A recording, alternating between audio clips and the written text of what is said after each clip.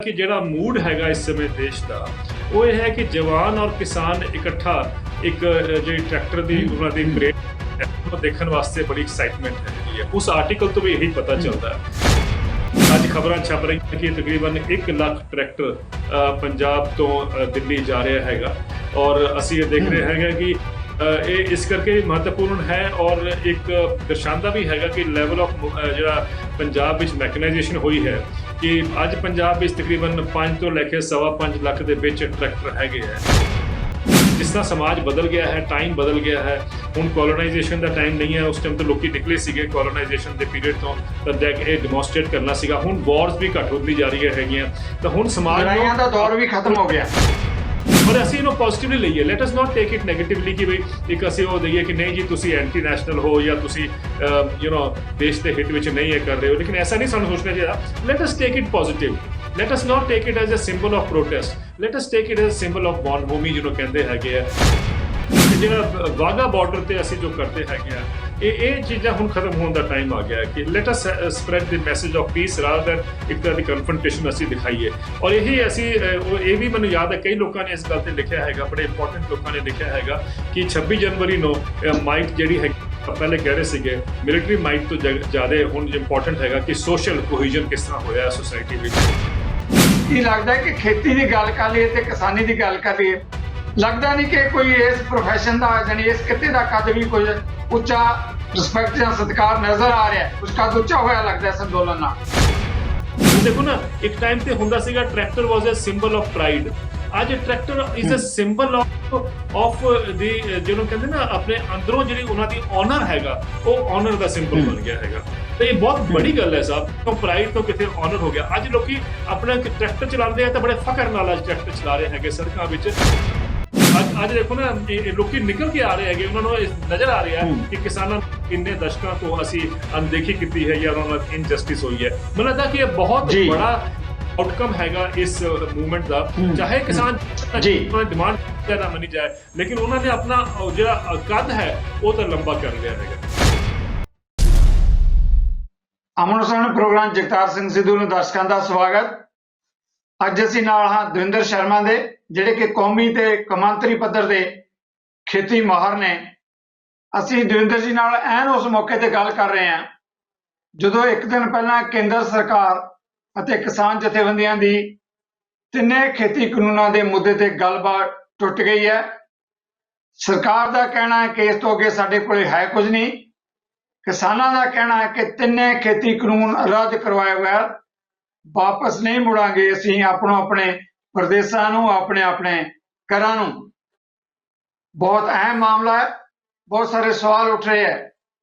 ਦਵਿੰਦਰ ਸ਼ਰਮਾ ਜੀ, ਅਜਿਹੇ ਨਾਜ਼ੁਕ ਮੌਕੇ ਤੇ ਤੁਸੀਂ ਮੇਰੀ ਬੇਨਤੀ ਪ੍ਰਵਾਨ ਕਰਕੇ ਪੈਨਲ ਤੇ ਆਏ ਹੋ, ਸਾਡੇ ਚੈਨਲ ਤੇ ਆਏ ਹੋ। ਬਹੁਤ ਬਹੁਤ ਤੁਹਾਡਾ ਸਵਾਗਤ ਹੈ। ਜੀ ਆਇਆਂ ਨੂੰ। Thank you sir. Sat Sri ਅਕਾਲ।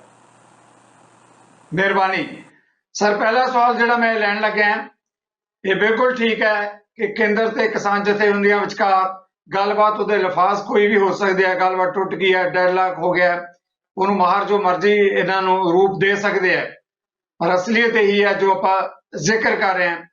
ਇਸ ਦੇ ਬਾਵਜੂਦ ਆਪਾਂ ਕਿਸਾਨੀ ਦੀ ਗੱਲ ਕਰੀਏ, 26 ਜਨਵਰੀ ਗਣਤੰਤਰ ਦਿਵਸ, ਉਹਦੇ ਲਈ ਜਿਸ ਤਰ੍ਹਾਂ ਦਾ ਮੂਡ ਹੈ, ਚਾਰ ਸਵੇਰੇ ਤੋਂ ਜਿਸ ਤਰ੍ਹਾਂ ਟਰੈਕਟਰ ਜਿਹੜੇ ਕਿ ਪਰੇਡ 'ਚ ਹਿੱਸਾ ਲੈਣ ਲਈ ਸ਼ਾਮਲ ਹੋ ਰਹੇ ਹੈ, ਉਸ ਮੂਡ ਨੂੰ ਕਿਵੇਂ ਦੇਖਦੇ ਹੋ? ਇਸ ਦੇ ਬਾਵਜੂਦ ਕਿ ਕੇਂਦਰ ਨੇ ਕਹਿਤਾ ਕਿ ਸਾਡੇ ਕੋਲ ਹੋਰ ਕੋਈ ਦੇਣ ਨੂੰ ਹੈ ਹੀ ਨਹੀਂ। ਜੀ ਦਵਿੰਦਰ ਜੀ। ਦੇਖੋ ਮੈਨੂੰ ਲੱਗਦਾ ਕਿ ਬਹੁਤ ਹੱਦ ਤੱਕ ਸਾਡੇ ਜਿਹੜੇ ਪੁਰਾਣੇ ਡਾਇਰੈਕਟਰ ਜਨਰਲ ਪੁਲਿਸ ਪੰਜਾਬ ਵਿੱਚ ਹੁੰਦੇ ਸੀਗੇ ਜੂਲੀਓ ਰਿਬੇਰੋ ਸਾਹਿਬ, ਉਹਨਾਂ ਦਾ ਜਿਹੜਾ ਇੱਕ ਲਿਖ ਛਪਿਆ ਹੈਗਾ, ਉਹਨਾਂ ਨੇ ਕਿਹਾ ਹੈਗਾ ਕਿ ਦੀ ਪਾਵਰ ਆਫ ਕਿਸਾਨ ਐਂਡ ਜਵਾਨ।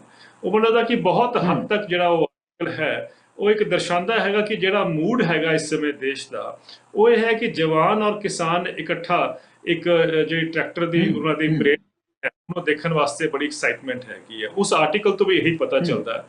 ਪਰ ਮੈਂ ਸਮਝਦਾ ਕਿ ਬਹੁਤ ਦੂਰ ਬੈਠੇ ਹੈ ਬੰਬੇ 'ਚ, ਲੇਕਿਨ ਫਿਰ ਵੀ ਉਹਨਾਂ ਨੇ ਜਿਹੜੀ ਨਬਜ਼ ਤੇ ਹੱਥ ਰੱਖਿਆ ਹੈਗਾ ਪੰਜਾਬ ਦੀ, ਉਹਨਾਂ ਦੇ ਜਿਹੜਾ ਐਕਸਪ੍ਰੈਸ਼ਨ ਹੈਗਾ ਉਹ ਹੈਗਾ ਕਿ ਬਈ ਅਗਰ ਕਿਸਾਨ ਸ਼ਾਂਤੀ ਨਾਲ ਇੱਕ ਟਰੈਕਟਰ ਮਾਰਚ ਕਰਦੇ ਹੈਗੇ, ਟਰੈਕਟਰ ਪਰੇਡ ਕਰਦੇ ਹੈਗੇ ਹੈ, ਔਰ ਜਿਹੜੇ ਵੈਟਰਨ ਹੈਗੇ ਆਰਮੀ ਦੇ ਸੋਲਜਰਸ ਜਿਹੜੇ ਰਿਟਾਇਰ ਹੋ ਚੁੱਕੇ ਹੈਗੇ ਆ, ਗੈਲੈਂਟਰੀ ਅਵਾਰਡਸ ਲੈ ਚੁੱਕੇ ਹੈਗੇ ਆ, ਉਹਨਾਂ ਨੂੰ ਨਾਲ ਲੈ ਕੇ ਚੱਲਦੇ ਹੈਗੇ ਆ, ਤਾਂ ਦੇਸ਼ ਔਰ ਸਮਾਜ ਜਿਹੜਾ ਹੈਗਾ ਉਸ ਨੂੰ ਬਹੁਤ ਵੈਲਕਮ ਕਰੇਗਾ, ਉਹਨਾਂ ਦਾ ਇਹ ਕਹਿਣਾ ਹੈਗਾ।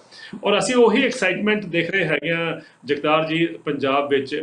ਅੱਜ ਖਬਰਾਂ ਛਪ ਰਹੀਆਂ ਕਿ ਤਕਰੀਬਨ 1 ਲੱਖ ਟਰੈਕਟਰ ਪੰਜਾਬ ਤੋਂ ਦਿੱਲੀ ਜਾ ਰਿਹਾ ਹੈਗਾ, ਔਰ ਅਸੀਂ ਇਹ ਦੇਖ ਰਹੇ ਹੈਗੇ ਕਿ ਇਹ ਇਸ ਕਰਕੇ ਮਹੱਤਵਪੂਰਨ ਹੈ, ਔਰ ਇੱਕ ਦਰਸਾਉਂਦਾ ਵੀ ਹੈਗਾ ਕਿ ਲੈਵਲ ਆਫ ਜਿਹੜਾ ਪੰਜਾਬ ਵਿੱਚ ਮੈਕਨਾਈਜੇਸ਼ਨ ਹੋਈ ਹੈ, ਕਿ ਅੱਜ ਪੰਜਾਬ ਵਿੱਚ ਤਕਰੀਬਨ 5 ਤੋਂ ਲੈ ਕੇ 5.25 ਲੱਖ ਦੇ ਵਿੱਚ ਟਰੈਕਟਰ ਹੈਗੇ ਹੈ। ਜੇ ਉਹਨਾਂ ਵਿੱਚੋਂ 1 ਲੱਖ ਦਿੱਲੀ ਜਾਂਦੇ ਹੈ ਤਾਂ ਉਹ ਰਿਫਲੈਕਟ ਕਰਦੇ ਹੈਗੇ ਕਿ ਪੰਜਾਬ ਦੇ ਵਿੱਚ ਕਿਸ ਤਰ੍ਹਾਂ ਦਾ ਮਾਹੌਲ ਹੈਗਾ, ਕਿਸ ਤਰ੍ਹਾਂ ਦਾ ਐਗਰੀਕਲਚਰ ਪਨਪ ਸੀਗਾ।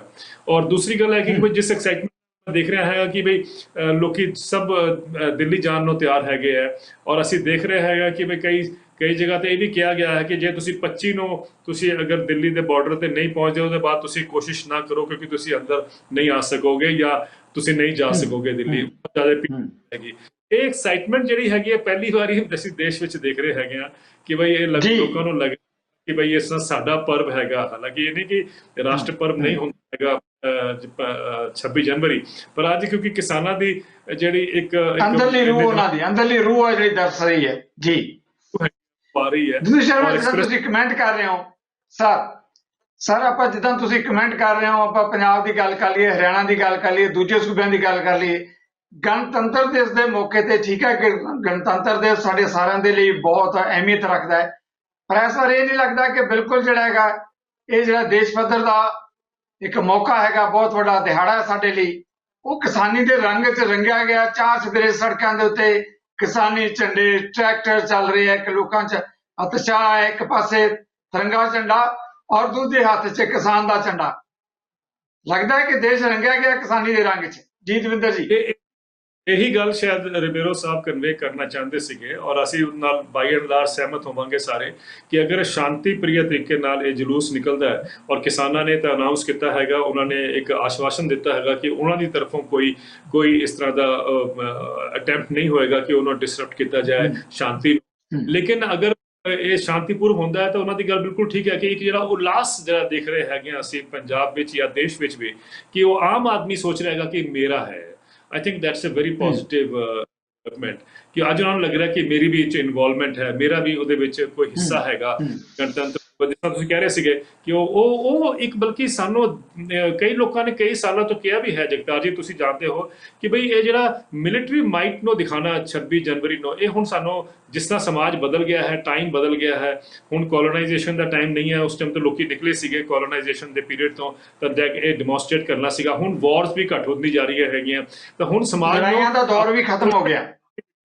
ਬਿਲਕੁਲ, ਤਾਂ ਉਹ ਦਿਖਾਣਾ ਚਾਹੀਦਾ ਹੈਗਾ। ਤਾਂ ਮੈਨੂੰ ਲੱਗਦਾ ਕਿ ਇਹ ਸ਼ਾਇਦ ਜਾਣੇ ਅਣਜਾਣੇ ਵਿੱਚ ਜਿਹੜਾ ਇੱਕ ਮੈਸੇਜ ਕਨਵੇ ਹੋਏਗਾ, ਉਹ ਬਹੁਤ ਹੀ ਬੜਾ ਇੰਪੋਰਟੈਂਟ ਮੈਸੇਜ ਹੋਏਗਾ ਦੁਨੀਆ ਵਾਸਤੇ ਵੀ, ਕਿਉਂਕਿ ਦੁਨੀਆ ਦੀ ਨਜ਼ਰਾਂ ਵੀ ਇੰਡੀਆ ਦੇ ਜਿਹੜੇ ਟਰੈਕਟਰ ਪਰੇਡ ਹੈ ਉਹਦੇ ਉੱਪਰ ਹੈਗੀਆਂ। ਕਿਉਂਕਿ ਮੈਂ ਦੇਖ ਰਿਹਾ ਪਿਛਲੇ 4-5 ਦਿਨਾਂ 'ਚ ਮੈਂ 8-10 ਇੰਟਰਵਿਊਜ਼ ਤਾਂ ਮੈਂ ਹੀ ਦੇ ਚੁੱਕਾ ਇੰਟਰਨੈਸ਼ਨਲੀ, ਉਹਦੇ ਨਾਲ ਇਹ ਪਤਾ ਚੱਲਦਾ ਕਿ ਵੀ ਲੋਕਾਂ ਦਾ ਕਿਸ ਤਰ੍ਹਾਂ ਦੇਖ ਰਹੇ ਹੈਗੇ ਆ ਇਸ ਸਾਰੇ ਪਰਵ ਨੂੰ। ਔਰ ਅਸੀਂ ਇਹਨੂੰ ਪੋਜ਼ਿਟਿਵਲੀ ਲਈਏ, let us not take it negatively ਕਿ ਬਈ ਇੱਕ ਅਸੀਂ ਉਹ ਦਈਏ ਕਿ ਨਹੀਂ ਜੀ ਤੁਸੀਂ ਐਂਟੀ ਨੈਸ਼ਨਲ ਹੋ ਜਾਂ ਤੁਸੀਂ ਦੇਸ਼ ਦੇ ਹਿੱਤ ਵਿੱਚ ਨਹੀਂ ਇਹ ਕਰ ਰਹੇ ਹੋ। ਲੇਕਿਨ ਐਸਾ ਨਹੀਂ ਸਾਨੂੰ ਸੋਚਣਾ ਚਾਹੀਦਾ। Let us take it positively, let us not take it as a symbol of protest, let us take it as a symbol of bonhomie ਜਿਹਨੂੰ ਕਹਿੰਦੇ ਹੈਗੇ ਆ, ਕਾਮਰੇਡਸ਼ਿਪ ਜਿਹੜੀ ਹੈਗੀ ਆ ਦੇਸ਼ ਦਾ ਆਪਣਾ। ਉਹ ਅਗਰ ਅਸੀਂ ਉਸ ਸੋਚ ਨੂੰ ਲੈ ਕੇ ਚੱਲਾਂਗੇ ਤਾਂ I think we will be able to appreciate ਜੋ ਹੋਣ ਜਾ ਰਿਹਾ ਹੈਗਾ, ਜੋ ਪਲਾਨ ਕੀਤਾ ਗਿਆ ਜੀ। ਇੱਕ ਸਵਾਲ ਦਵਿੰਦਰ ਜੀ ਹੋ ਰਹੇ ਤੇ ਜਦੋਂ ਬਦਲੇ ਹੋਏ ਨਜ਼ਾਰੇ ਦੀ ਗੱਲ ਕਰਦੇ ਹੋ, ਤੁਸੀਂ ਦੇਖੋ ਕਿ ਬੰਗਾਲ ਤੋਂ ਆਰਟਿਸਟ ਆਏ ਆ ਜਿਹੜੇ ਉੱਥੇ ਝਾਂਕੀਆਂ ਤਿਆਰ ਕਰ ਰਹੇ ਆ, ਦੂਜੇ ਸੂਬਿਆਂ ਤੋਂ ਆਰਟਿਸਟ ਆਏ ਆ। ਜਿੱਦਾਂ ਆਪਾਂ ਪਹਿਲਾਂ ਦੇਖਦੇ ਹਾਂ ਕਿ ਪਹਿਲਾਂ ਟੈਂਕਾਂ ਦੀ ਪਰੇਡ ਹੁੰਦੀ ਸੀ, ਹਵਾਈ ਜਹਾਜ਼, ਦੂਸਰੇ ਜਿਹੜੇ ਹੈਗੇ ਮਾਰੂ ਜਹਾਜ਼, ਜਿਹੜਾ ਸਾਰਾ ਉਸ ਤਰ੍ਹਾਂ ਦੀ ਜਿਹੜੀ ਯੁੱਧ ਨਾਲ ਜੁੜਿਆ ਸਾਜੋ ਸਮਾਨ ਸੀ, ਉਹ ਦੇਖ ਕੇ ਸਾਨੂੰ ਲੱਗਦਾ ਸੀ ਕਿ ਗਣਤੰਤਰ ਦਿਵਸ ਹੀ ਹੈ। ਹੁਣ ਬਦਲਿਆ ਹੋਇਆ ਗਣਤੰਤਰ ਦਿਵਸ ਜਿਹਦੇ 'ਚ ਕਿਸਾਨ ਵੀ ਝਾਕੀਆਂ ਤਿਆਰ ਕਰਵਾ ਰਿਹਾ, ਕਿਆ ਨਜ਼ਾਰਾ ਹੋਏਗਾ ਦਵਿੰਦਰ ਜੀ ਜਿਹੜਾ ਹੈਗਾ। ਇਹ ਤੁਸੀਂ ਦੇਖੋ ਨਾ, ਥੋੜਾ ਜਿਹਾ ਪਿੱਛੇ ਜਾਈਏ ਤਾਂ ਮੈਨੂੰ ਯਾਦ ਹੈ ਸਾਡੇ ਜਿਹੜੇ ਪ੍ਰੋਮੀਨੈਂਟ ਜਰਨਲਿਸਟ ਹੈਗੇ ਸ਼ੇਖਰ ਗੁਪਤਾ ਜੀ ਦਾ ਮੈਂ ਇੱਕ ਵਾਰ ਆਰਟੀਕਲ ਪੜ੍ਹਿਆ ਸੀਗਾ। ਉਹਨਾਂ ਨੇ ਇਹ ਵੀ ਲਿਖਿਆ ਸੀਗਾ ਕਿ ਬਈ ਇਹ ਜਿਹੜਾ ਵਾਹਗਾ ਬਾਰਡਰ ਤੇ ਅਸੀਂ ਜੋ ਕਰਦੇ ਹੈਗੇ ਆ, ਇਹ ਚੀਜ਼ਾਂ ਹੁਣ ਖਤਮ ਹੋਣ ਦਾ ਟਾਈਮ ਆ ਗਿਆ ਹੈ ਕਿ let us spread the message of piece rather then ਇੱਕ ਤਰ੍ਹਾਂ ਦੀ ਕਨਫਰੰਟੇਸ਼ਨ ਅਸੀਂ ਦਿਖਾਈਏ। ਔਰ ਇਹੀ ਅਸੀਂ ਇਹ ਵੀ ਮੈਨੂੰ ਯਾਦ ਹੈ ਕਈ ਲੋਕਾਂ ਨੇ ਇਸ ਗੱਲ ਤੇ ਲਿਖਿਆ ਹੈਗਾ, ਬੜੇ ਇੰਪੋਰਟੈਂਟ ਲੋਕਾਂ ਨੇ ਲਿਖਿਆ ਹੈਗਾ ਕਿ 26 ਜਨਵਰੀ ਨੂੰ ਮਾਈਟ ਜਿਹੜੀ ਹੈ ਪਹਿਲੇ ਕਹਿ ਰਹੇ ਸੀਗੇ ਮਿਲਟਰੀ ਮਾਈਟ ਤੋਂ ਜ਼ਿਆਦਾ ਹੁਣ ਇੰਪੋਰਟੈਂਟ ਹੈਗਾ ਕਿ ਸੋਸ਼ਲ ਕੋਹੀਜ਼ਨ ਕਿਸ ਤਰ੍ਹਾਂ ਹੋਇਆ ਸੋਸਾਇਟੀ ਵਿੱਚ। ਇਹ ਚੀਜ਼ਾਂ ਬਹੁਤ ਜ਼ਰੂਰਤ ਹੈ। ਮੈਨੂੰ ਲੱਗਦਾ ਕਿ ਸ਼ਾਇਦ ਅਗਰ ਅਸੀਂ ਇਹਨੂੰ ਉਸ ਤਰੀਕੇ ਨਾਲ ਨਾ ਦੇਖੀਏ ਕਿ ਬਈ ਇਹ ਪ੍ਰੋਟੈਸਟ ਦਾ ਹਿੱਸਾ ਹੈਗਾ, ਆਈ ਥਿੰਕ ਇਹ ਤੁਸੀਂ ਦੇਖੋਗੇ ਕਿ ਆਮ ਜਨਤਾ ਅਗਰ ਸ਼ਾਂਤੀਪੂਰਵਕ ਰਹਿੰਦਾ ਹੈਗਾ ਬਿਲਕੁਲ ਜਿਸ ਤਰ੍ਹਾਂ ਐਕਸਪੈਕਟ ਕਰ ਰਿਹਾ ਕਿਸਾਨ ਨੇਤਾ, ਤਾਂ ਮੈਨੂੰ ਲੱਗਦਾ ਕਿ ਇੱਕ ਬਹੁਤ ਬੜਾ ਇੱਕ ਮੈਸੇਜ ਜਾਏਗਾ ਸਮਾਜ ਨੂੰ ਕਿ ਜਿਸ ਤਰ੍ਹਾਂ ਰਵੇਰੋ ਸਾਹਿਬ ਨੇ ਕਿਹਾ ਹੈਗਾ ਕਿ ਦੀ ਪਾਵਰ ਆਫ ਕਿਸਾਨ ਐਂਡ ਜਵਾਨ, ਜੈ ਜਵਾਨ ਜੈ ਕਿਸਾਨ ਦਾ ਜਿਹੜਾ ਸਲੋਗਨ ਸੀਗਾ ਲਾਲ ਬਹਾਦਰ ਸ਼ਾਸਤਰੀ ਜੀ ਦਾ, ਉਹ ਸ਼ਾਇਦ ਇੱਕ ਮੌਕਾ ਮਿਲ ਰਿਹਾ ਪਾਏਗਾ ਇਕੱਠੇ ਉਹਨਾਂ ਦੋਨਾਂ ਨੂੰ। I think that should be taken as a positive development. ਬਿਲਕੁਲ ਬਿਲਕੁਲ। ਜਿਹੜਾ ਦਵਿੰਦਰ ਜੀ ਇਸ ਮੁੱਦੇ ਤੇ ਇੱਕ ਹੋਰ ਅਹਿਮ ਸਵਾਲ ਹੋਇਆ ਕਿ ਜੇ ਆਪਾਂ ਖੇਤੀ ਅੰਦੋਲਨ ਦੀ ਵੀ ਗੱਲ ਕਰਦੇ ਹਾਂ, ਕਿਸਾਨੀ ਦੀ ਜਿਸ ਦਾ ਤੁਸੀਂ ਜ਼ਿਕਰ ਕਰ ਰਹੇ ਹੋ, ਕੀ ਲੱਗਦਾ ਕਿ ਜਿਸ ਤਰੀਕੇ ਨਾਲ ਸ਼ਾਨਦਾਰ ਢੰਗ ਨਾਲ ਜਿਹੜਾ ਅੰਦੋਲਨ ਹੋਇਆ, ਪੀਸਫੁਲ ਵੀ ਹੈ, ਆਪਣੀ ਇਸ਼ੂਜ਼ ਤੇ ਗੱਲ ਵੀ ਹੈ, ਔਰ ਪੂਰੀ ਨੇਸ਼ਨ ਹੀ ਤੁਸੀਂ ਕਹਿ ਰਹੇ ਕਿ ਕੌਮਾਂਤਰੀ ਪੱਧਰ ਤੇ ਫੋਕਸ ਹੋ ਰਿਹਾ ਹੈ, ਕਿਤੇ ਲੱਗਦਾ ਦਵਿੰਦਰ ਜੀ ਤੁਸੀਂ ਲੰਬੇ ਸਮੇਂ ਤੋਂ ਖੇਤੀ ਲਈ ਬਹੁਤ ਕੁਝ ਕੰਟਰੀਬਿਊਟ ਕੀਤਾ ਹੈ, ਲਿਖਿਆ ਹੈ, ਉਹਨਾਂ ਮੁੱਦਿਆਂ ਦੇ ਪਤਾ ਨਹੀਂ ਕਿੰਨੇ ਦੁਨੀਆ ਭਰ ਸੈਮੀਨਾਰਾਂ ਤੇ ਗਏ ਹੋਵੋਗੇ, ਜੋ ਇਸ ਵੇਲੇ ਸਥਿਤੀ ਬਣੀ ਹੈ ਇਸ ਅੰਦੋਲਨ ਤੋਂ ਬਾਅਦ, ਕੀ ਲੱਗਦਾ ਹੈ ਕਿ ਖੇਤੀ ਦੀ ਗੱਲ ਕਰ ਲਈਏ ਤੇ ਕਿਸਾਨੀ ਦੀ ਗੱਲ ਕਰ ਲਈਏ, ਲੱਗਦਾ ਨਹੀਂ ਕਿ ਕੋਈ ਇਸ ਪ੍ਰੋਫੈਸ਼ਨ ਦਾ ਜਾਨੀ ਇਸ ਕਿੱਤੇ ਦਾ ਕੱਦ ਵੀ ਕੁਝ ਉੱਚਾ ਰਿਸਪੈਕਟ ਜਾਂ ਸਤਿਕਾਰ ਨਜ਼ਰ ਆ ਰਿਹਾ ਹੈ, ਕੁਝ ਕੱਦ ਉੱਚਾ ਹੋਇਆ ਲੱਗਦਾ ਇਸ ਅੰਦੋਲਨ ਨਾਲ? ਦੇਖੋ ਪਹਿਲੀ ਗੱਲ ਤਾਂ ਤੁਹਾਡੀ ਇੱਕ ਸਵਾਲ ਇਸ ਗੱਲ ਤੋਂ ਫੋਕਸ ਕਰਨ ਤੋਂ, ਜੇ ਤੁਸੀਂ ਪਹਿਲੇ ਗੱਲ ਕੰਟੀਨਿਊ ਕਰ ਰਹੇ ਸੀਗੇ ਕਿ ਇਹ ਜਿਹੜਾ ਸਿਰਫ 26 ਜਨਵਰੀ ਦਿੱਲੀ ਦੇ ਆਸ-ਪਾਸ ਹੀ ਨਹੀਂ ਹੋ ਰਿਹਾ ਹੈਗਾ, ਟਰੈਕਟਰ ਜਿਹੜੀ ਪਰੇਡ ਹੋ ਰਹੀ ਹੈ, ਇਹ ਸਾਰੇ ਦੇਸ਼ ਵਿੱਚ ਕਿਸਾਨ ਅਲੱਗ ਜਗ੍ਹਾ ਤੇ ਪਰੇਡ ਕਰਨਗੇ, ਚਾਹੇ ਉਹ ਮੋਹਾਲੀ ਹੋਏ, ਚਾਹੇ ਹੋਏ, ਚਾਹੇ ਉਹ ਟ੍ਰਿਵੇਂਡਰਮ ਹੋਏ ਜਾਂ ਚਾਹੇ ਹੈਦਰਾਬਾਦ ਹੋਏ। ਮੈਨੂੰ ਲੱਗਦਾ ਕਿ ਇਹ ਬਹੁਤ ਬੜਾ ਇੱਕ ਮੈਸੇਜ ਜਾ ਚੁੱਕਾ ਹੈ ਦੇਸ਼ ਵਿੱਚ ਕਿ ਕਿਸਾਨ ਜਿਹੜਾ ਹੈਗਾ ਅੱਜ ਇੱਕ ਤਰ੍ਹਾਂ ਦਾ, ਜਿਸ ਤਰ੍ਹਾਂ ਤੁਸੀਂ ਕਹਿ ਰਹੇ ਹੋ ਨਾ ਕਿ ਉਹਨੂੰ ਲੱਗਦਾ ਹੈ ਕਿ ਅੱਜ ਅਸੀਂ ਦੁਬਾਰਾ ਜਾਗ ਗਏ ਹੈਗੇ ਆ। ਔਰ ਇਹ ਜਾਗ ਗਏ ਮੈਂ ਇਸ ਕਰਕੇ ਕਹਿ ਰਿਹਾ, ਜੋ ਤੁਸੀਂ ਕਹਿ ਰਹੇ ਹੋ ਕਿ ਬੜਾ ਇੰਪੋਰਟੈਂਟ ਹੈ ਕਿ ਕਿਸਾਨ ਦਾ, ਮੈਨੂੰ ਹੁਣ ਮੈਂ ਜਗਤਾਰ ਜੀ ਤੁਹਾਡੇ ਤੋਂ ਪਹਿਲੇ ਇੱਕ ਇੰਟਰਵਿਊ ਹੋਰ ਗੱਲ ਕਰ ਰਿਹਾ ਸੀਗਾ, ਉੱਥੇ ਮੈਨੂੰ ਇਹ ਸਵਾਲ ਪੁੱਛਿਆ ਗਿਆ ਕਿ ਤੁਸੀਂ ਸਾਨੂੰ 10-15 ਸਾਲ ਪਹਿਲੇ ਅਸੀਂ ਤੁਹਾਡੇ ਨਾਲ ਗੱਲ ਕਰ ਰਹੇ ਸੀਗੇ, ਇੱਕ ਪੱਤਰਕਾਰ ਮੇਰੇ ਨਾਲ ਗੱਲ ਕਰ ਰਹੇ ਹੋਣਗੇ ਉਸ ਟਾਈਮ 'ਚ, ਉਹਨਾਂ ਨੇ ਕਿਹਾ ਉਸ ਟਾਈਮ ਤੁਸੀਂ ਕਿਹਾ ਸੀਗਾ ਕਿ ਤੁਹਾਡੇ ਇੰਨੇ ਪ੍ਰਯਾਸਾਂ ਤੋਂ ਬਾਅਦ ਵੀ ਕੋਈ ਦੇਸ਼ ਦਾ ਮੂਵਮੈਂਟ ਕਿਉਂ ਨਹੀਂ ਖੜਾ ਹੋ ਰਿਹਾ ਹੈਗਾ, ਤਾਂ ਅੱਜ ਤੁਹਾਨੂੰ ਖੁਸ਼ੀ ਨਹੀਂ ਹੁੰਦੀ ਕਿ ਦੇਸ਼ ਮੂਵਮੈਂਟ ਖੜਾ ਹੋ ਗਿਆ। ਮੈਂ ਕਿਹਾ ਅਗਰ ਅਸੀਂ ਉਹਨੂੰ ਐਗਜ਼ੈਕਟਲੀ ਇਸ ਇਸ਼ੂ ਤੇ ਆਪਾਂ ਗੱਲ ਕਰ ਰਹੇ ਹਾਂ, ਬਿਲਕੁਲ ਮੈਂ ਕਿਹਾ ਨੈਗੇਟਿਵ ਨਾ ਦੇਖੋ ਤਾਂ ਇਹ ਬੜੀ ਜ਼ਰੂਰਤ ਸੀਗੀ ਸੋਸਾਇਟੀ ਵਿੱਚ ਕਿ ਜਿਹੜਾ ਕਿਸਾਨ 50% ਦੇਸ਼ ਦਾ ਹਿੱਸਾ ਹੈਗਾ ਉਹਦੀ ਆਵਾਜ਼ ਹੀ ਨਹੀਂ ਸੀਗੀ। ਉਹ ਸੋਚਿਆ ਜਾਂਦਾ ਸੀਗਾ ਕਿ ਐਜ਼ ਅ ਬਰਡਨ, ਅਸੀਂ ਮੰਨ ਕੇ ਚੱਲਦੇ ਸੀ ਕਿ ਸੋਸਾਇਟੀ ਉੱਪਰ ਕਿਸਾਨ ਬਰਡਨ ਹੈਗਾ ਔਰ ਜਿੰਨੀ ਜਲਦੀ ਅਸੀਂ ਇਹ ਬੋਝ ਨੂੰ ਉਤਾਰ ਦੇਵਾਂਗੇ ਉਨੀ ਜਲਦੀ ਵਿਕਾਸ ਹੋਏਗਾ। ਲੇਕਿਨ ਅਸੀਂ ਇਹ ਭੁੱਲ ਗਏ ਕਿ ਕਿਸਾਨ actually ਉਹ ਜਿਹੜਾ it can be an engine of growth, it can be a powerhouse of growth. ਉਹ ਸਾਨੂੰ ਹੁਣ ਜਿਹੜੀ ਡਿਬੇਟ ਆ ਗਈ ਹੈ ਦੁਨੀਆ ਵਿੱਚ ਵੀ ਔਰ ਸਾਡੇ ਦੇਸ਼ ਵਿੱਚ, ਅੱਜ ਤੁਸੀਂ ਸੰਖਿਆ ਕੱਦ ਵੱਧ ਗਿਆ ਹੈਗਾ ਕਿਸਾਨਾਂ ਦਾ। ਹੁਣ ਦੇਖੋ ਨਾ, ਇੱਕ ਟਾਈਮ ਤੇ ਹੁੰਦਾ ਸੀਗਾ tractor was a symbol of pride, ਅੱਜ tractor is a symbol of the, ਜਿਹਨੂੰ ਕਹਿੰਦੇ ਨਾ ਆਪਣੇ ਅੰਦਰੋਂ ਜਿਹੜੀ ਉਹਨਾਂ ਦੀ ਆਨਰ ਹੈਗਾ, ਉਹ ਆਨਰ ਦਾ ਸਿੰਬਲ ਬਣ ਗਿਆ ਹੈਗਾ। ਤੇ ਇਹ ਬਹੁਤ ਬੜੀ ਗੱਲ ਹੈ ਸਾਹਿਬ, ਪ੍ਰਾਈਡ ਤੋਂ ਕਿਤੇ ਆਨਰ ਹੋ ਗਿਆ। ਅੱਜ ਲੋਕੀ ਆਪਣਾ ਟਰੈਕਟਰ ਚਲਾਉਂਦੇ ਆ ਤਾਂ ਬੜੇ ਫਖਰ ਨਾਲ ਅੱਜ ਟਰੈਕਟਰ ਚਲਾ ਰਹੇ ਹੈਗੇ ਸੜਕਾਂ ਵਿੱਚ, ਕਿਉਂਕਿ ਉਹਨਾਂ ਨੂੰ ਸ਼ਹਿਰਾਂ ਵਿੱਚ, ਕਿਉਂਕਿ ਉਹਨਾਂ ਨੂੰ ਲੱਗਦਾ ਪਿਆ ਕਿ ਸਾਡੀ ਅੱਜ ਜਿਹੜੀ ਇੱਜ਼ਤ ਹੈਗੀ ਆ ਜਾਂ ਸਾਡਾ ਜਿਹੜਾ ਲੈਵਲ ਹੈਗਾ, ਜਿਸ ਤਰ੍ਹਾਂ ਤੁਸੀਂ ਕਹਿ ਰਹੇ ਸੀ ਕੱਦ ਜਿਹੜਾ ਹੈਗਾ ਉਹ ਵੱਧ ਗਿਆ ਹੈਗਾ। ਅੱਜ ਮੈਂ ਕਾਰਾਂ ਪਿੱਛੇ ਦੇਖ ਰਿਹਾ ਚੰਡੀਗੜ੍ਹ 'ਚ ਘੁੰਮਦੇ ਹੋਏ ਕਿ ਉੱਥੇ ਲਿਖਿਆ ਆਈ ਸਟੈਂਡ ਵਿਦ ਫਾਰਮਰਸ, ਕੋਈ ਕਹਿੰਦਾ ਵੀ ਸਟੈਂਡ ਵਿਦ ਫਾਰਮਰਸ। ਦੇਖੋ ਨਾ ਇੰਨੇ ਬੜੇ ਬੜੇ ਸਟਿੱਕਰ ਲੱਗੇ ਹੈਗੇ ਆ। ਜੋ ਰਾਉਂਡ ਦੇਖੋ, ਚੌਂਕ ਤੇ ਦੇਖੋ ਤਾਂ ਲੋਕੀ ਕਾਰਡ ਲੈ ਕੇ ਖੜੇ ਆ, ਪਲੇ ਕਾਰਡ ਲੈ ਕੇ ਖੜੇ ਹੈਗੇ ਆ। ਸਰ ਟਰੈਕਟਰ ਮਾਰਚ ਵੀ ਨਿਕਲਿਆ ਚੰਡੀਗੜ੍ਹ ਦੇ ਅੰਦਰ ਵੀ, ਸਰ ਟਰੈਕਟਰ ਮਾਰਚ ਨਿਕਲਿਆ ਸਰ। ਉਹ ਮਾਰਚ ਤਾਂ ਠੀਕ ਹੈ, ਬਿਲਕੁਲ ਠੀਕ ਗੱਲ, ਉਹ ਤਾਂ ਹੋ ਹੀ ਰਿਹਾ, ਲੇਕਿਨ ਮੈਂ ਦੇਖ ਰਿਹਾ ਕਿ ਜਿਹੜਾ ਆਮ ਬੱਚੇ ਹੈਗੇ ਆ ਉਹ ਵੀ ਸੜਕਾਂ ਦੇ ਕੋਨੇ ਤੇ ਖੜੇ ਹੈਗੇ ਆ ਆਪਣੇ ਪਲੇ ਕਾਰਡ ਲੈ ਕੇ ਕਿ ਵੀ ਆਰ ਵਿਦ ਫਾਰਮਰਸ। ਇਹ ਮੈਂ ਉਹਨਾਂ ਨੂੰ ਰੁਕ ਕੇ ਪੁੱਛਿਆ, ਜਗਤਾਰ ਜੀ ਮੈਂ ਰੁਕ ਕੇ ਪੁੱਛਿਆ ਕਿ ਬਈ ਤੁਸੀਂ ਕਿਹੜੇ ਕਾਲਜ ਤੋਂ ਹੋ, ਕਿਹੜੇ ਸਕੂਲ ਤੋਂ ਹੋ ਜਾਂ ਯੂਨੀਵਰਸਿਟੀ ਚੋਂ? ਕਹਿੰਦੇ ਨਹੀਂ ਜੀ ਅਸੀਂ ਕੋਈ ਯੂਨੀਵਰਸਿਟੀ ਤੇ ਨਹੀਂ ਹੈਗੇ, ਅਸੀਂ 2 ਬੰਦੇ ਖੜੇ ਹੋਏ, ਫਿਰ 4 ਹੋ ਗਏ, ਫਿਰ 6 ਹੋ ਗਏ, ਫਿਰ ਫੇਸਬੁੱਕ ਤੇ ਆ ਗਿਆ, ਫਿਰ ਹੋਰ ਵੀ ਲੋਕੀ ਆ ਗਏ, ਮਤਲਬ ਕਮਾਲ ਹੀ ਹੋ ਗਿਆ, ਕਾਫਲਾ ਬਣ ਗਿਆ। ਬਿਲਕੁਲ ਅੱਜ ਦੇਖੋ ਨਾ ਲੋਕੀ ਨਿਕਲ ਕੇ ਆ ਰਹੇ ਹੈਗੇ, ਉਹਨਾਂ ਨੂੰ ਨਜ਼ਰ ਆ ਰਿਹਾ ਕਿ ਕਿਸਾਨਾਂ ਇੰਨੇ ਦਸ਼ਕਾਂ ਤੋਂ ਅਸੀਂ ਅਣਦੇਖੀ ਕੀਤੀ ਹੈ ਜਾਂ ਉਹਨਾਂ ਨਾਲ ਇਨਜਸਟਿਸ ਹੋਈ ਹੈ। ਮੈਨੂੰ ਲੱਗਦਾ ਕਿ ਇਹ ਬਹੁਤ ਬੜਾ ਆਊਟਕਮ ਹੈਗਾ ਇਸ ਮੂਵਮੈਂਟ ਦਾ, ਚਾਹੇ ਕਿਸਾਨ ਡਿਮਾਂਡ ਨਾ ਮੰਨੀ ਜਾਏ, ਲੇਕਿਨ ਉਹਨਾਂ ਨੇ ਆਪਣਾ ਜਿਹੜਾ ਕੱਦ ਹੈ ਉਹ ਤਾਂ ਲੰਬਾ ਕਰ ਲਿਆ ਹੈਗਾ ਜੀ। ਮਿਹਰਬਾਨੀ ਸਰ। ਹੁਣ ਲੈਣੇ ਇੱਕ ਛੋਟੀ ਜਿਹੀ ਬ੍ਰੇਕ ਤੋਂ ਬਾਅਦ ਇਹਨਾਂ ਮੁੱਦਿਆਂ ਤੇ ਆ ਰਹੇ ਹਾਂ ਵਾਪਸ। ਸਾਡੇ ਨਾਲ ਕੌਮੀ ਤੇ ਕੌਮਾਂਤਰੀ ਪੱਧਰ ਦੇ ਖੇਤੀ ਮਾਹਰ ਡਾਕਟਰ ਦਵਿੰਦਰ ਸ਼ਰਮਾ ਜੁੜੇ ਹੋਏ ਹੈ ਖੇਤੀ ਨਾਲ ਜੁੜੇ ਅਹਿਮ ਮੁੱਦਿਆਂ ਤੇ ਕਿ ਆਖਰ ਕਿਉਂ ਸਰਕਾਰ ਨੂੰ ਮੁਸ਼ਕਲਾਂ ਆ ਰਹੀਆਂ ਉਹਨਾਂ ਦੀ ਗੱਲ ਮੰਨਣ ਦੇ ਵਿੱਚ। ਇਹਨਾਂ ਮਾਮਲਿਆਂ ਤੇ ਲਵਾਂਗੇ ਸਵਾਲ ਨਿੱਕੀ ਜਿਹੀ ਬ੍ਰੇਕ ਦੇ ਬਾਅਦ। ਆਮਣੋ ਸਾਹਮਣੇ ਪ੍ਰੋਗਰਾਮ ਜਗਤਾਰ ਸਿੰਘ ਸਿੱਧੂ ਨੂੰ ਦਰਸ਼ਕਾਂ ਦਾ ਮੁੜ ਇੱਕ ਵਾਰ ਸਵਾਗਤ। ਸਾਡੇ ਨਾਲ ਹਨ ਖੇਤੀ ਮਾਮਲਿਆਂ ਦੇ ਕੌਮਾਂਤਰੀ ਮਾਹਰ ਡਾਕਟਰ ਦਵਿੰਦਰ ਸ਼ਰਮਾ ਜੀ। ਜਦੋਂ ਬ੍ਰੇਕ ਤੋਂ ਪਹਿਲਾਂ ਜਿਸ ਮੁੱਦੇ ਤੇ ਆਪਾਂ ਗੱਲ ਕਰ ਰਹੇ ਸੀ, ਜੇ ਆਪਾਂ ਕਿਸਾਨੀ ਤੇ ਕੇਂਦਰ ਸਰਕਾਰ ਵਿਚਕਾਰ ਜਿਹੜੀ ਗੱਲਬਾਤ ਟੁੱਟੀ ਹੈ ਤਾਂ ਖੇਤੀ ਮੰਤਰੀ ਕੀ ਕਹਿ ਰਿਹਾ ਹੈ ਕਿ ਜੀ ਅਸੀਂ 1.5 ਸਾਲ ਤੱਕ ਜਿਹੜੇ ਕਾਨੂੰਨ ਹੈ ਇਹਨਾਂ ਨੂੰ ਲਾਗੂ ਕਰਨ ਤੋਂ ਰੋਕ ਸਕਦੇ ਹਾਂ, ਕੋਈ ਸੋਧਾਂ ਕਰ ਸਕਦੇ ਹਾਂ। ਕੇਂਦਰੀ ਖੇਤੀ ਮੰਤਰੀ ਕਿਹੋ ਜਿਹੇ ਕਮੈਂਟ ਕਰ ਰਿਹਾ ਹੈ ਜਿਵੇਂ ਕੁਛ ਰੇਹੜੀ ਤੋਂ ਕਿਸੇ ਨੇ ਟਮਾਟਰ ਖਰੀਦਣੇ ਹੋਣ ਕਿ ਨਹੀਂ ਜੀ, ਇੱਕ ਟਮਾਟਰ ਘੱਟ ਹੈ ਤਾਂ ਇੱਕ ਟਮਾਟਰ ਹੋਰ ਮੈਂ ਪਾ ਦੇਣਾ, ਤੁਸੀਂ ਖਰੀਦੋ ਜ਼ਰੂਰ। ਦਵਿੰਦਰ ਜੀ, ਇਹ ਕਿਸਾਨੀ ਦੀ ਜ਼ਿੰਦਗੀ ਦਾ ਸਵਾਲ ਹੈ। ਉਹ ਕਹਿੰਦੇ ਕਿ ਕਾਨੂੰਨ ਜਿਹੜਾ ਹੈਗਾ ਸਾਡੀ ਮੌਤ ਦੇ ਵਾਰੰਟ ਤੇ ਦਸਤਖਤ ਹੈ ਤੇ ਉਹਦੇ 'ਚ ਸੌਦੇਬਾਜ਼ੀਆਂ ਕਿਉਂ ਕਿ ਜੀ ਇੰਨਾ ਕੁ ਹੋਰ ਕਰ ਲੈਂਦੇ ਆ, ਇੰਨਾ ਕੁ ਹੋਰ ਕਰ ਲੈਂਦੇ ਆ। ਕਿਵੇਂ ਦੇਖਦੇ ਹੋ ਦਵਿੰਦਰ ਜੀ, ਇਹ ਸੌਦੇਬਾਜ਼ੀ ਨਹੀਂ ਕਿ 1.5 ਸਾਲ ਕਰ ਲਓ, ਸਾਲ ਕਰ ਲਓ, 2 ਸਾਲ ਕਰ ਲਓ, ਜਾਂ ਕਾਨੂੰਨ ਠੀਕ ਹੈ ਜਾਂ ਕਾਨੂੰਨ ਠੀਕ ਨਹੀਂ ਹੈ? ਕਿਸਾਨ ਇਹ ਕਹਿੰਦੇ। ਇੱਕ ਗੱਲ ਤਾਂ ਬੜੀ ਸਾਫ਼ ਹੈ ਜੀ ਕਿ ਅਫਸੋਸ ਹੈ ਕਿ ਜੋ ਸਰਕਾਰ ਦਾ ਇਹ ਵਕਤਵ ਆਇਆ ਹੈ ਕਿ ਬਈ ਸਾਡੇ ਕੋਲ ਇਹੀ ਬੈਸਟ ਸੀਗਾ ਔਰ ਹੁਣ ਤੁਸੀਂ ਆਪਣਾ ਦੇਖ ਲਓ ਕਿ ਤੁਹਾਨੂੰ ਐਕਸੈਪਟ ਹੈ ਕਿ ਨਹੀਂ ਹੈਗਾ। ਮੈਨੂੰ ਲੱਗਦਾ ਕਿ ਇਹ ਜ਼ਿਆਦਾ ਇੱਕ ਕਈ ਵਾਰ ਲੱਗਦਾ ਕਿ ਬਹੁਤ ਜ਼ਿਆਦਾ ਇਹ ਡੈਡ ਐਂਡ ਕਹਿ ਰਹੇ, ਕੋਈ ਕਹਿੰਦਾ ਡੈਡਲੌਕ ਹੋ ਗਿਆ ਹੈਗਾ। ਇਹ ਮੈਨੂੰ ਲੱਗਦਾ ਕਿ ਮੈਂ ਇਸ ਸਟੇਜ ਨਾਲ ਨਹੀਂ ਦੇਖਦਾ, ਮੈਂ ਹਤਾਸ਼ ਤਾਂ ਹੈਗਾ ਥੋੜਾ ਜਿਹਾ, ਲੇਕਿਨ ਫਿਰ ਵੀ ਮੈਨੂੰ ਇੱਕ ਆਸ਼ਾ ਦੀ ਕਿਰਨ ਨਜ਼ਰ ਆਉਂਦੀ ਕਿਉਂਕਿ ਮੈਂ ਵਰਲਡ ਟ੍ਰੇਡ ਆਰਗੇਨਾਈਜੇਸ਼ਨ ਦੀ ਕਈ ਮਿਨਿਸਟਰੀਅਲ ਕਾਨਫਰੰਸ ਦੇਖੀਆਂ। ਮੈਨੂੰ ਯਾਦ ਹੈ ਜਦ ਪਹਿਲੀ ਕਾਨਫਰੰਸ ਹੋਈ ਸੀ ਅਮਰੀਕਾ ਵਿੱਚ, ਸੀਐਟਲ ਵਿੱਚ, ਵਰਲਡ ਟ੍ਰੇਡ ਆਰਗੇਨਾਈਜੇਸ਼ਨ ਦੀ, ਉਹਦੇ ਵਿੱਚ ਉਸ ਸਮੇਂ ਮੇਰੇ ਖਿਆਲ 140 ਦੇ ਆਸ-ਪਾਸ ਮੁਲਕ ਸੀਗੇ ਜਿਹੜੇ ਉਹਨਾਂ ਦੇ ਮੈਂਬਰ ਸੀਗੇ। ਉਹਦੇ ਬਾਵਜੂਦ ਵੀ ਉਹ ਜਿਹੜੀ ਕਾਨਫਰੰਸ ਸੀਗੀ ਉਹ ਫਲॉप ਹੋ ਗਈ। ਜਦੋਂ ਫੇਲ ਹੋ ਗਈ ਹੈ ਤਾਂ ਇਹਦਾ ਮਤਲਬ ਇਹ ਨਹੀਂ ਸੀਗਾ ਕਿ WTO ਟੁੱਟ ਗਿਆ ਜਾਂ WTO ਦਾ ਫਿਊਚਰ ਨਹੀਂ ਸੀਗਾ। ਉਹਦੇ ਬਾਅਦ ਜਿੰਨੇ ਵੀ ਮਿਨਿਸਟਰੀਅਲ ਕਾਨਫਰੰਸ ਹੋਈਆਂ ਹਰ 2 ਸਾਲ ਦੇ ਬਾਅਦ, ਕਈ ਸਾਰੀਆਂ ਉਹਦੇ ਵਿੱਚੋਂ ਫਲॉप ਹੋਈਆਂ ਹੈਗੀਆਂ, ਫੇਲ ਹੋਈਆਂ ਹੈਗੀਆਂ, ਲੇਕਿਨ ਉਹਦੇ ਬਾਅਦ ਵੀ ਡਾਇਲੌਗ ਚੱਲਦਾ ਰਹੇਗਾ। ਕਹਿਣ ਦਾ ਮਤਲਬ ਹੈ ਕਿ ਡਾਇਲੌਗ ਚੱਲਦਾ ਰਹਿਣਾ ਚਾਹੀਦਾ ਹੈਗਾ। ਇਹ ਨਹੀਂ ਮੰਨ ਕੇ ਚੱਲਣਾ ਚਾਹੀਦਾ ਕਿ ਡੈਡ ਐਂਡ ਆ ਜਾਊਗਾ। ਡੈਡ ਐਂਡ ਕਿਸੇ ਚੀਜ਼ ਦਾ ਨਹੀਂ ਹੁੰਦਾ ਹੈਗਾ। ਲੈਟ ਅਸ ਸੀ ਕਿ ਵੀ ਇੱਕ ਰੇ ਆਫ ਜਿਹਨੂੰ ਕਹਿੰਦੇ ਨੇ ਲਾਈਟ ਜਿਹੜੀ ਹੈਗੀ ਹੈ ਉਹ ਹਰ ਹਨੇਰੇ ਬਾਅਦ ਸਾਨੂੰ ਦਿਖਾਈ ਦਿੰਦੀ ਹੈ। ਤਾਂ ਲੈਟ ਅਸ ਹੋਪ ਕਿ ਇਹਦੇ ਬਾਅਦ ਵੀ ਹੋਏਗੀ। ਲੇਕਿਨ ਇਹ ਜਿਹੜਾ ਸਰਕਾਰ ਦੀ ਜਿਹੜੀ ਇੱਕ ਸੋਚ ਹੈਗੀ ਕਿ ਬਈ ਅਸੀਂ ਇਹਨੂੰ ਐਕਸਟੈਂਡ ਕਰ ਦੇਵਾਂਗੇ, ਸਸਪੈਂਡ ਕਰ ਦੇਵਾਂਗੇ ਇਹਨਾਂ ਲਾਜ਼ ਨੂੰ 18 ਮਹੀਨੇ ਵਾਸਤੇ ਔਰ ਉਹਦੇ ਨया ਇੱਕ ਕਮੇਟੀ ਬਣਾ ਕੇ ਉਹਨਾਂ ਨੂੰ ਜੋ ਵੀ ਤੁਸੀਂ ਸੁਝਾਅ ਦਿਓਗੇ ਉਹ 'ਚ ਇਨਕੋਰਪੋਰੇਟ ਕੀਤੇ ਜਾਣਗੇ। ਇਹਦਾ ਮਤਲਬ ਇੱਕ ਤੀਜਾ ਸਾਫ਼ ਹੋ ਗਈ ਨਾ ਕਿ ਸਰਕਾਰ ਇਹ ਮੰਨਦੀ ਹੈ ਕਿ ਜੋ ਅਸੀਂ ਲਾਅ ਲੈ ਕੇ ਆਏ ਸੀ ਉਹ 'ਚ ਕਮੀਆਂ ਸੀਗੀਆਂ।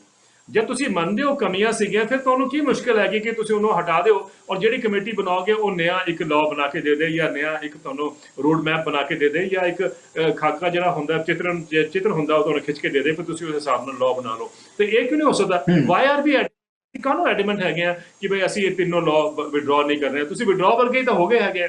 ਅਗਰ ਅੱਜ ਤੁਸੀਂ ਇੱਕ ਚੌਥਾ ਲਾਅ ਲੈ ਕੇ ਆ ਜਾਂਦੇ ਹੋ ਕਿ ਮਿਨੀਮਮ ਸਪੋਰਟ ਪ੍ਰਾਈਸ ਜਿਹੜਾ ਹੈਗਾ ਉਹ ਲੀਗਲ ਇੰਸਟਰੂਮੈਂਟ ਬਣਾਤਾ ਜਾਏ ਸਾਰੇ ਦੇਸ਼ ਵਿੱਚ, ਉਹ ਤੋਂ ਥੱਲੇ ਖਰੀਦ ਨਹੀਂ ਹੋਏਗੀ, ਤਾਂ ਜਿਹੜੇ 3 ਲਾਅ ਜਿਹੜੇ ਤੁਸੀਂ ਲਿੱਤੇ ਜੋ ਤੁਸੀਂ ਕਹਿੰਦੇ ਅਸੀਂ ਵਾਪਸ ਲੈਣੇ ਉਹ ਤਾਂ ਆਪਣੇ ਆਪ ਹੀ ਖਤਮ ਹੋ ਜਾਣਗੇ।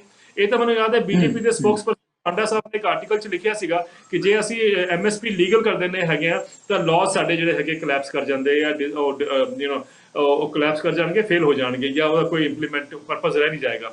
ਫਿਰ ਉਹਦੇ ਬਾਅਦ ਮੈਂ ਦੇਖਿਆ ਕਿ ਹੋਰ ਸਾਰੇ ਜਿਹੜੇ ਕਾਰਪੋਰੇਟ ਐਕਟਿਵਿਸਟ ਹੈਗੇ ਜਾਂ ਜਿਹੜੇ ਇਕਨੋਮਿਕ ਜਿਹੜੇ ਸੋਚ ਦੇ ਰਾਈਟਰਸ ਹੈਗੇ ਜਿਹੜੇ ਕਿ ਕਾਰਪੋਰੇਟ ਦੇ ਹਿਸਾਬ ਨਾਲ ਚੱਲਦੇ ਹੈਗੇ, ਉਹ ਵੀ ਇਹ ਕਹਿ ਰਹੇ ਹੈਗੇ ਕਿ ਅਗਰ ਇਹ ਲਾਅ मतलब चौथा लॉ आ गया कि भाई एक नया लॉ आ गया कि MSP ਨੂੰ ਲੀਗਲ ਕਰਤਾ ਜਾਏ ਸਾਰੀ ਕ੍ਰੌਪਸ ਵਾਸਤੇ ਯਾਨੀ 23 ਫਸਲਾਂ ਵਾਸਤੇ ਜਿਹਦੇ ਵਾਸਤੇ MSP ਜਿਹੜੇ 3 ਲਾਅ ਹੈਗੇ ਆ ਉਹ ਆਪਣੇ ਆਪ ਹੀ ਕਲੈਪਸ ਕਰ ਜਾਂਦੇ ਹੈਗੇ ਆ। ਤੇ ਇਹਦਾ ਮਤਲਬ ਹੈ ਕਿ ਅਸੀਂ ਮੰਨਦੇ, ਇਹਦਾ ਮਤਲਬ ਇੰਡੀਕੇਸ਼ਨ ਇਹ ਹੋਇਆ ਕਿ ਜਿਹੜੀ ਅਸੀਂ ਕਿਹਾ ਜਾ ਰਿਹਾ ਕਿ ਕਾਰਪੋਰੇਟ ਕਹਿ ਰਹੇ, ਕੰਪਨੀਆਂ ਕਹਿ ਰਹੀਆਂ ਹਨ ਕਿ ਅਸੀਂ ਕਿਸਾਨਾਂ ਨੂੰ ਅੱਛਾ ਦਾਮ ਦੇਵਾਂਗੇ, ਤਾਂ ਅੱਛਾ ਤਾਂ ਮਤਲਬ ਹੈ ਕਿ they are not being honest. ਜੇ ਓਨੈਸਟ ਹੁੰਦੇ ਤਾਂ ਫਿਰ ਉਹਨਾਂ ਨੂੰ ਕੀ ਦਿੱਕਤ ਹੈ?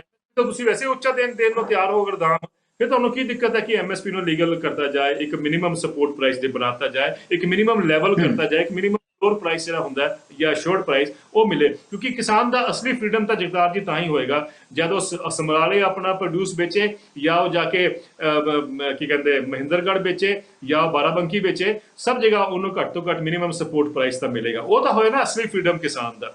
ਤਾਂ ਇਹੀ ਕਿਸਾਨ ਮੰਗ ਰਿਹਾ ਹੈਗਾ। ਕਿਉਂ ਨਹੀਂ ਅਸੀਂ ਇਸ ਗੱਲ ਨੂੰ ਸੋਚ ਕਰਦੇ ਜਾਂ ਗੌਰ ਕਰਦੇ ਕਿ ਬਈ ਜਿਹੜੀ ਕਿਸਾਨ ਦੀ ਡਿਮਾਂਡ ਹੈਗੀ ਆ ਉਹ ਦੇਸ਼ ਦੇ ਹਿੱਤ ਵਿੱਚ ਨਹੀਂ। ਮੇਰਾ ਮੰਨਣਾ ਜਗਤਾਰ ਜੀ ਇੰਟਰਨੈਸ਼ਨਲੀ ਸਾਰੇ ਕਿਸਾਨਾਂ ਵਾਸਤੇ ਚਾਹੇ ਉਹ ਅਮਰੀਕਾ ਚ ਹੈ, ਚਾਹੇ ਯੂਰਪ ਚ ਹੈ, ਚਾਹੇ ਕੈਨੇਡਾ ਚ ਹੈ, ਸਭ ਵਾਸਤੇ ਇਹਦੇ ਬਹੁਤ ਜਿਹਨੂੰ ਕਹਿੰਦੇ ਨਾ ਰਿਪਲ ਇਫੈਕਟਸ ਜਾਂ ਇੰਪਲੀਕੇਸ਼ਨ ਬੜੇ ਗੰਭੀਰ ਹੈਗੇ। ਤਾਂ ਮੈਨੂੰ ਲੱਗਦਾ ਕਿ ਬੜਾ ਗੰਭੀਰ ਇਨ ਦੀ ਸੈਂਸ ਪੋਜ਼ਿਟਿਵ ਸੈਂਸ, ਕਿਉਂਕਿ ਅੱਜ ਅਗਰ ਸਾਰੇ ਦੇਸ਼ ਵਿੱਚ ਜਾਂ ਦੁਨੀਆ ਵਿੱਚ ਕਿਸਾਨ ਪੀੜਿਤ ਹੈ ਤਾਂ ਉਹ ਮਾਰਕੀਟ ਦੇ ਉੱਪਰ ਡਿਪੈਂਡੈਂਸ ਹੈ ਤਾਂ ਪੀੜਿਤ ਹੈਗਾ। ਔਰ ਜਿਸ ਦਿਨ ਉਹਨੂੰ ਅਸ਼ੋਰਡ ਇਨਕਮ ਮਿਲ ਜਾਏਗੀ ਤਾਂ ਉਹ ਜੋ ਹਿੰਦੁਸਤਾਨ ਦਾ ਮਾਡਲ ਹੋਏਗਾ ਉਹਨੂੰ ਸਾਰੇ ਦੇਸ਼ ਰੈਪਲੀਕੇਟ ਕਰਨਾ ਚਾਹਣਗੇ, ਸਭ ਦੇਸ਼ ਦੇ ਕਿਸਾਨਾਂ ਦੀ ਡਿਮਾਂਡ ਹੋਏਗੀ। ਮਤਲਬ ਇਸ ਸਰਕਾਰ ਵਾਸਤੇ ਜ਼ਬਰਦਸਤ ਓਪਰਚੁਨਿਟੀ ਹੈ, ਇਤਿਹਾਸਿਕ ਓਪਰਚੁਨਿਟੀ ਹੈ ਕਿ ਉਹ ਦੁਨੀਆ ਨੂੰ ਇੱਕ ਮਾਡਲ ਦੇ ਸਕਦੇ ਹੈ ਜਿਹੜਾ ਦੁਨੀਆ ਦੇ ਐਗਰੀਕਲਚਰ ਵਾਸਤੇ ਇੱਕ ਤਰ੍ਹਾਂ ਦਾ ਜਿਹਨੂੰ ਕਹਿੰਦੇ ਨਾ ਉਹ ਕਿਹੜਾ ਬਾਣ ਸੀਗਾ ਜਿਹੜਾ ਭਗਵਾਨ ਜੀ ਯੂਜ਼ ਕਰਦੇ ਸੀਗੇ, ਉਹ ਬੜਾ ਬਾਣ ਜਿਹੜਾ ਹੁੰਦਾ ਉਸ ਤਰ੍ਹਾਂ ਦਾ ਹੋਏਗਾ ਜਿਹੜਾ ਕਹਿੰਦੇ ਨਾ ਮੋਸਟ ਇੰਪੋਰਟੈਂਟ ਜਿਹਨੂੰ ਕਹਿੰਦੇ ਹੈਗੇ ਆ ਇੱਕ ਐਲੀਮੈਂਟ ਹੋਏਗਾ। ਤਾਂ ਅਸੀਂ ਉਹਨੂੰ ਉਸ ਤਰ੍ਹਾਂ ਕਿਉਂ ਨਹੀਂ ਚੱਲ ਰਹੇ? Why are we not looking from that perspective ਕਿ ਅਸੀਂ ਦੁਨੀਆ ਨੂੰ ਇੱਕ ਨਵਾਂ ਰਸਤਾ ਦਿਖਾ ਸਕਦੇ ਹਾਂ, ਖੇਤੀ ਨੂੰ ਕਿਸ ਤਰ੍ਹਾਂ ਇਕਨੋਮਿਕ ਪ੍ਰੋਫਿਟੇਬਲ ਜੀ ਦਵਿੰਦਰ ਜੀ, ਇਹਦੇ ਸਰ ਮੈਂ ਇਹਦੇ ਚ ਇੱਕ ਸਵਾਲ ਵੀ ਨਾਲ ਹੀ ਇਸ ਦੇ ਲੈਣਾ ਚਾਹਾਂਗਾ ਕਿ ਜੇ ਕਿਸਾਨ ਕਹਿ ਰਹੇ ਜਿੱਦਾਂ ਤੁਸੀਂ ਕਹਿ ਰਹੇ ਹੈ ਕਿ ਕਿਉਂ ਨਹੀਂ ਇਹਨਾਂ ਨੂੰ ਰੱਦ ਕੀਤਾ ਜਾ ਸਕਦਾ, ਜੇ ਉਹਨਾਂ ਦੀ ਗੱਲ ਨਹੀਂ ਬਣੀ ਤਾਂ ਤੁਸੀਂ ਦੇਖੋ ਕਿ ਜਿਹੜੀ ਕੇਂਦਰ ਸਰਕਾਰ ਆ ਉਹਨਾਂ ਕੋਲੇ ਇੱਕੋ ਹੀ ਜਣੇ ਪੋਲੀਟੀਕਲ ਪੈਮਾਨਾ ਕਿ ਜਿੱਦਾਂ ਵਿਰੋਧੀ ਧਿਰਾਂ ਨੂੰ ਉਹਨਾਂ ਨੂੰ ਇਦਾਂ ਲੱਗਦਾ ਹੈ ਕਿ ਵੀ ਜਿਵੇਂ ਕਿਸਾਨਾਂ ਨੂੰ ਵੀ ਉਸ ਤਰ੍ਹਾਂ ਹੀ ਦਬੋਚਿਆ ਜਾਵੇ ਜਿਵੇਂ ਕਾਂਗਰਸ ਨੂੰ ਦਬੋਚਣਾ ਹੈ ਜਾਂ ਕਿਸੇ ਹੋਰ ਪਾਰਟੀ ਨੂੰ ਪੁੱਛਣਾ ਹੈ ਜਾਂ ਮਮਤਾ ਨੂੰ ਦਬੋਚਣਾ ਹੈ ਜਾਂ ਹੋਰ ਕਿਸੇ ਨਾਲ ਗੱਲ ਕਰਨੀ ਹੈ। ਹੁਣ ਜੇ ਗੱਲਬਾਤ ਨਹੀਂ ਹੋਈ ਵੱਖਰੀ ਗੱਲ ਹੈ। ਜਿਨ੍ਹਾਂ ਲੋਕਾਂ ਨਾਲ ਦਵਿੰਦਰ ਜੀ ਤੁਸੀਂ 11 ਵਾਰ ਮੀਟਿੰਗਾਂ ਕੀਤੀਆਂ, ਸਾਰਿਆਂ ਨਾਲ ਟੇਬਲ ਦੇ ਉੱਤੇ ਬੈਠੇ, ਤੇ ਗੱਲਬਾਤ ਸਿਰੇ ਨਹੀਂ ਚੜੀ ਤਾਂ ਨਾਲ ਦੀ ਨਾਲ ਹੀ ਤੋਮਰ ਜੀ ਨੇ ਕਹਿਣਾ ਸ਼ੁਰੂ ਕਰਤਾ ਕਿ ਇਹਦੇ 'ਚ ਜੀ ਕੁਝ ਐਂਟੀ ਕਿਸਾਨ ਫੋਰਸਸ ਵੀ ਹੈ ਜਿਹੜੇ ਚਾਹੁੰਦੇ ਨਹੀਂ। ਹੁਣ ਇੱਕ ਕਿਸਾਨ ਨੇਤਾ ਨਾਲ ਅੱਜ ਮੈਂ ਸਵੇਰੇ ਗੱਲ ਕਰ ਰਿਹਾ ਸੀ, ਜਿਹੜਾ ਸੀਨੀਅਰ ਨੇਤਾ ਹੈਗਾ, ਉਹ ਕਹਿੰਦਾ ਜੀ ਪਿਛਲੇ 2 ਦਿਨ ਤੋਂ ਮੈਨੂੰ ਤਾਂ ਨਹਾਉਣ ਦਾ ਮੌਕਾ ਨਹੀਂ ਮਿਲਿਆ, ਮੈਂ ਇਸ ਮਾਮਲੇ ਤੇ ਇੰਨਾ ਜ਼ਿਆਦਾ ਜੁੜਿਆ ਹੋਇਆ, ਇੰਨੇ ਦੌੜ ਭੱਜ ਕਰ ਰਹੇ ਹਾਂ। ਤੇ ਕੇਂਦਰ ਸਰਕਾਰ ਵੱਲੋਂ ਕਿਹਾ ਜਾ ਰਿਹਾ ਹੈ ਕਿ ਜੀ ਇਹ ਜਾਣਬੁੱਝ ਕੇ ਜਿਹੜਾ ਹੈਗਾ ਕਿਸਾਨਾਂ ਦੇ ਖਿਲਾਫ ਹੈ, ਕਰਨਾ ਨਹੀਂ ਚਾਹੁੰਦੇ, ਜਾਣੀ ਉਹਨੂੰ ਤੁਸੀਂ ਪੋਲੀਟੀਕਲ ਰੰਗਤ ਕਦੇ ਉਹਨਾਂ ਦੇ ਪੁੱਠੇ ਸਿੱਧੇ ਨਾਂ ਦੇ ਕੇ ਬਦਨਾਮ ਕਰਨ ਵਾਲੇ ਪਾਸੇ ਤਾਂ ਨਾ ਤੁਰਿਆ ਜਾਵੇ। ਘੱਟੋ ਘੱਟ ਦਵਿੰਦਰ ਜੀ ਇਹ ਜਿਹੜੀ ਐਟੀਟਿਊਡ ਹੈ, ਅਪਰੋਚ ਹੈ, ਇਹਦੇ ਬਾਰੇ ਕੀ ਕਹੋਗੇ? ਗੱਲ ਨਹੀਂ ਸਿਰੇ ਚੜੀ ਤਾਂ ਤੁਸੀਂ ਬਦਨਾਮ ਕਰਨਾ ਸ਼ੁਰੂ ਕਰ ਦਿਓ।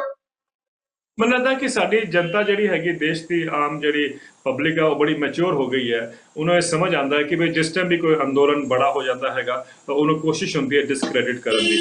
ਮੈਨੂੰ ਯਾਦ ਹੈ ਜਗਤਾਰ ਜੀ ਜਦ ਅੰਨਾ ਅੰਦੋਲਨ ਸੀਗਾ ਜਿਹਦੇ ਵਿੱਚ ਤੁਹਾਨੂੰ ਪਤਾ ਹੈ ਕਿ ਮੈਂ ਟੀਮ ਅੰਨਾ ਦਾ ਮੈਂਬਰ ਸੀ, ਔਰ ਉਹਦੇ ਬਾਅਦ ਬਾਬਾ ਰਾਮਦੇਵ ਦਾ ਜਿਹੜਾ ਭ੍ਰਿਸ਼ਟਾਚਾਰ ਦਾ ਅੰਦੋਲਨ ਸੀਗਾ ਉਹਦੇ ਵਿੱਚ ਵੀ ਮੈਂ ਉਹਨਾਂ ਦੇ ਨਾਲ ਤੁਹਾਨੂੰ ਯਾਦ ਹੋਏਗਾ ਮੈਂ ਖੜਾ ਰਹਿੰਦਾ ਸੀਗਾ। ਉਸ ਟਾਈਮ ਵੀ ਮੈਂ ਦੇਖਿਆ ਗਿਆ ਕਿਉਂਕਿ ਉਸ ਟਾਈਮ ਕਾਂਗਰਸ ਦੀ ਸਰਕਾਰ ਸੀ, ਤੁਸੀਂ ਭੁੱਲੋ ਨਹੀਂ। ਕਾਂਗਰਸ ਦੀ ਸਰਕਾਰ ਇਹ ਕਹਿੰਦੇ ਸੀ ਕਿ BJP ਔਰ RSS ਦਾ ਸਪਾਂਸਰਡ ਹੈਗਾ ਔਰ ਇਹ ਦੇਸ਼ ਦੇ ਹਿੱਤ ਵਿੱਚ ਇਹਦਾ ਮਤਲਬ ਜਦੋਂ ਉਹਨਾਂ ਦੀ ਸਰਕਾਰ ਸੀ ਤਾਂ ਉਹਨਾਂ ਨੇ ਦੂਜੇ ਪਾਰਟੀ ਨੂੰ ਬਲੇਮ ਕਰਤਾ ਜਿਹੜੀ ਆਪੋਜੀਸ਼ਨ ਦੇ। ਹੁਣ ਜਿਹੜੀ ਸਰਕਾਰ ਹੈਗੀ ਉਹ ਕਾਂਗਰਸ ਨੂੰ ਬਲੇਮ ਕਰੇਗੀ ਜਾਂ ਹੋਰ ਜਿਹੜੀ ਵਾਮਪੰਥੀ ਜਿਹੜੀਆਂ ਪਾਰਟੀਆਂ ਹੈਗੀਆਂ ਉਹਨੂੰ ਬਲੇਮ।